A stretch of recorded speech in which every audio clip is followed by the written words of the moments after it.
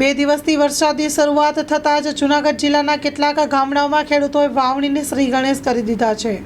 મારું નામ પંકજભાઈ અર્જુનભાઈ પટોળિયા, ગામ ઉમટવાડા।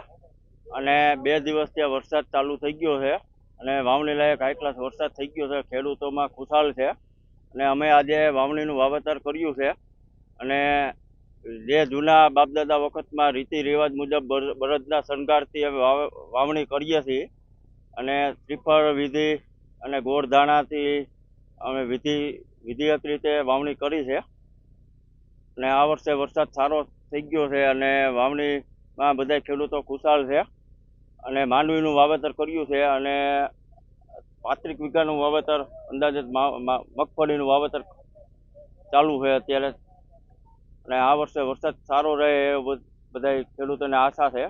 વાવણી સારો વરસાદ રહે અને ટાઈમે વરસાદ થઈ જાય એ પ્રમાણે ખેડૂતો બધા ખુશાલ થઈ જાય એટલે વાવણીનું વાવેતર ચાલુ કરી દે અને આ વર્ષે સારું ઉત્પાદન મળી રહે એ વખતે વરસાદ સારો રહે એટલે વાવણીનું વાવેતર કરી દઈએ।